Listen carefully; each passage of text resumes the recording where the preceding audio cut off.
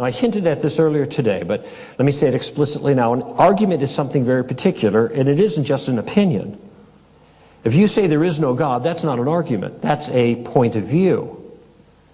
It might be a conclusion if you have reasons that led you to that point. Think of an argument like a house. House has got a roof, and it's got walls that support the roof. If the walls are strong and sturdy, then the roof is supported. If they are not, the roof falls down. An argument is like that. The roof would be the point of view. There is no God. Now, what supports that conclusion? That is, what is the evidence? What are the reasons? Whatever. What are the walls? The walls are the supporting evidences, what make up the argument. And in any given argument, you have to figure out what those two things are. The point of view. What do you mean by that? Remember that from earlier today? And the reasons for the point of view. How did you come to that conclusion?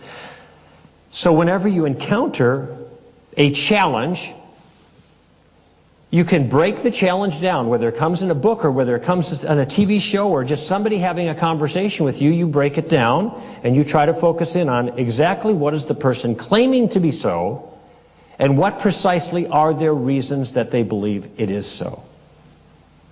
Once you get the argument in front of you, then you can look at it. Christians hear a person like Christopher Hitchens and he goes on and rattles and this and that and the other thing, and they get really nervous and upset and scared. I said, don't be scared.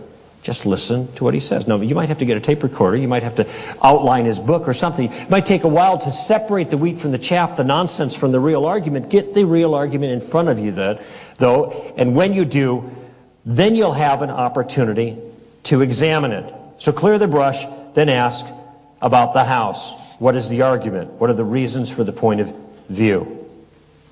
Now, Christopher Hitchens, I don't know, a month or so ago, debated a friend of mine, J. Wesley Richards. He wrote the book, The Privileged Planet, which is and there's a DVD that goes with it. It's a very, very powerful argument for the existence of God based on cosmology, design. It's superb.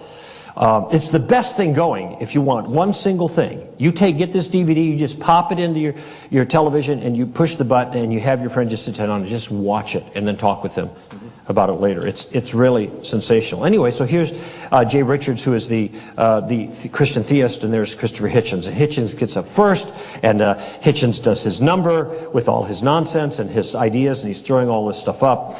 But Jay has his turn. He's starting to talk, and then he's talking for a little while, and then Hitchens interrupts him. And Hitchens make this point, and I think we have a slide for this. Hitchens says, do you believe that Jesus Christ was born of a virgin? Do you believe that he resurrected from the dead? Now, he's interrupted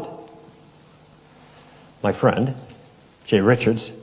So Jay, all right, stops, and he says, well, yeah, I do believe in the virgin birth, and I do believe in the resurrection. And Hitchens says, I rest my case. He's sitting there. I rest my case. This is an honest guy who has just made it very clear that science has nothing to do with his worldview. Now, this is rhetorically powerful. It's clever. But here's my question. You just said you rested your case. What case would that be?